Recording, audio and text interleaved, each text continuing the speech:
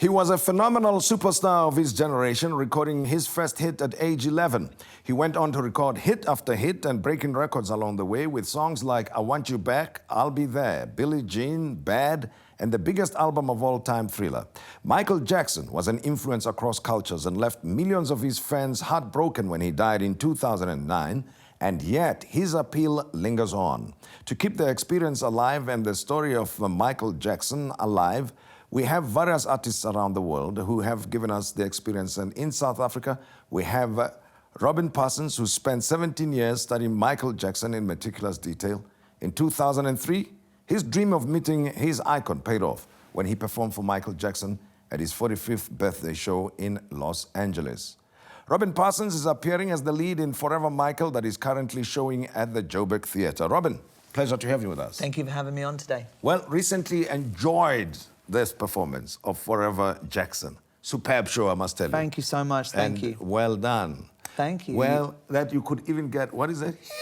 How do you do it? How do you do it? Getting the crowds to do It's high, it is high. It's very high, right? And oh, that was another thing. Oh, what the whole, yes. that sort of thing. Yeah, no, but fantastic show. Thank you so much, thank you. That means a lot. We've worked incredibly hard to build this.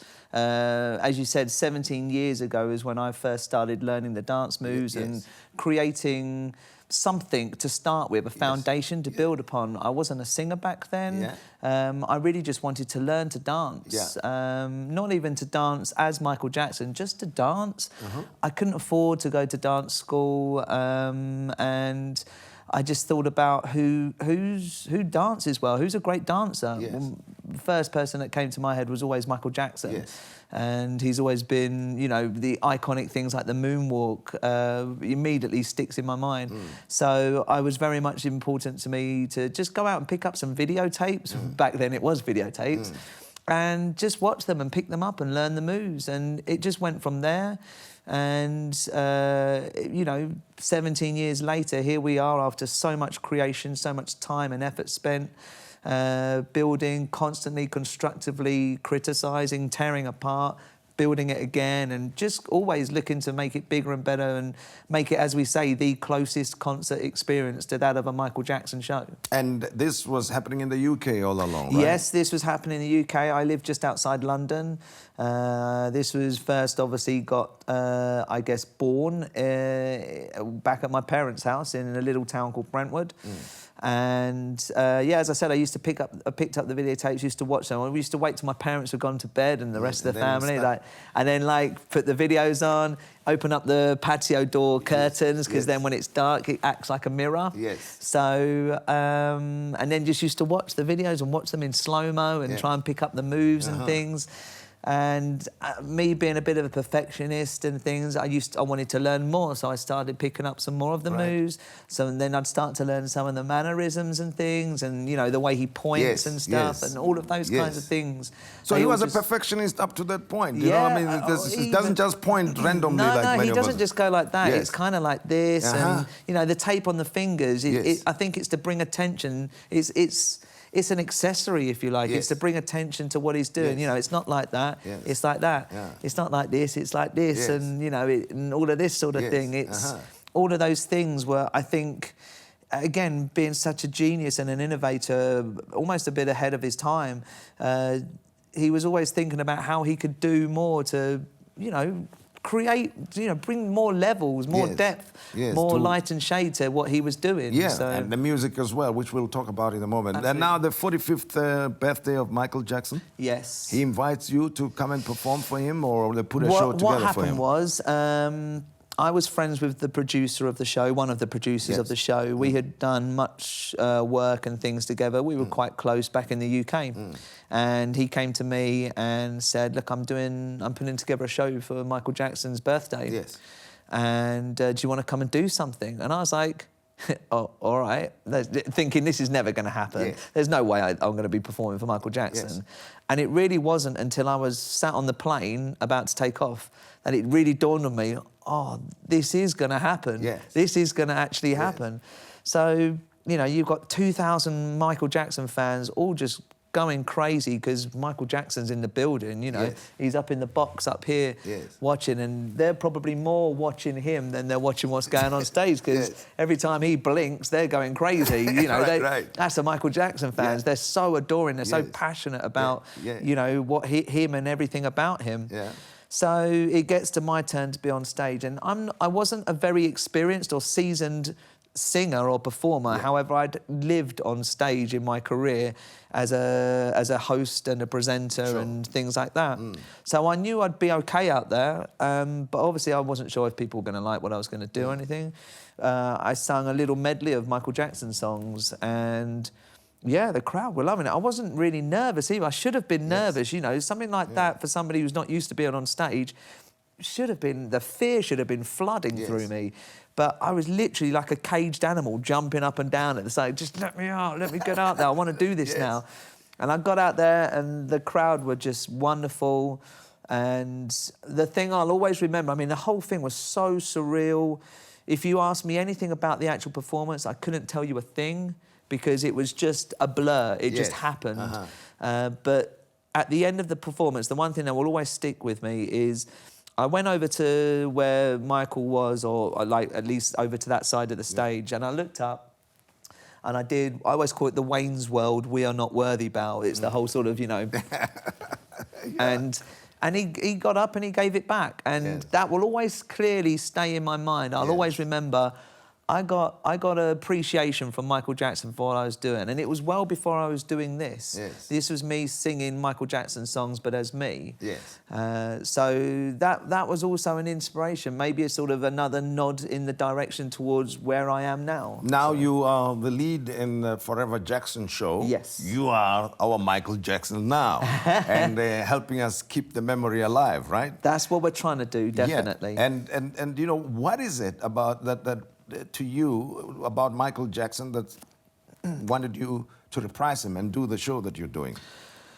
Well, I think he's been a huge inspiration on my career, not just in what I do now, but in the way I was performing before. Just when I used to be singing in bars and clubs and things as a singer, doing all kinds of cover songs, even in the way I performed, his work was clearly in the way, you know, had inspired me in the way I performed, the way I danced. He was the reason I started to learn to dance in the first place. I started to learn to sing because when I used to just do some stuff in general, I used to enter a few talent competitions. I got through to a final on one. The final never actually happened through technical reasons, but at the end of the semi-final, I spoke to the judges. They asked to speak to me. And I was actually impersonating Michael Jackson, but this was well before this. It was pretty rubbish makeup and costume back then. I wasn't singing back then. It was miming, just in Michael Jackson CDs. And they asked to speak to me, and they said, do you sing? And I said, no, I don't do any singing. They said, you should. You should go and learn and sing. Even if you didn't do it as a tribute, you're a great person on stage, you've got personality, you'd be great. And that's what then inspired me to sing. So it was because I was doing something as Michael that I did start to learn to sing. And it went on and on. So Michael Jackson's inspiration and everything he does and his work in general has always inspired me and pushed me further well, you know, to where I am today. Well, I know you've been the lead Forever Jackson for a while, but you must give me a taste of the Michael Jackson performance, if you don't mind. Absolutely. And before you do that, I want to compliment you because it's great hard work that I saw Thank on you stage so much. there. Thank you. I appreciate wonder how that. you can do the moonwalk and all the dance moves and sing at the same time and pitch your voice and remember the Michael Jackson mannerisms and do all of that together. It takes a lot of hard work, and I must compliment you for that. Thank you so much. It's been a labour of love. It's been, at times, immensely stressful, hugely physical, as you mentioned. I've had to really concentrate on things like my diet plan and what I eat and constant rehearsal. Even today, even when I'm getting made up, which is also taken a hell of a lot of work and time and effort. This is a 3-hour process to create this. Can imagine. And constantly looking at, I've always said, you can never be fully satisfied. The minute that you sit there satisfied with what you've done is the minute your competition and everyone else starts creeping up on you. Give me 1 minute of Sure. whatever. Okay. Let's do... Is it Man in the Mirror? You like Man in the Mirror? Actually, I'll try and do a little bit. But I want you to do your own song, I suppose, the one that you feel. Okay, no, Man in the Mirror is a great song. I hear South Africa is one of the biggest ones out here. So, yeah, let's do a bit of Man in the Mirror. So, I wanna make a change for once in my life. It's gonna feel real good. Gonna make a difference. Gonna make things right. As I turn up the collar on, I feel it winter cold. This wind is blowing my mind.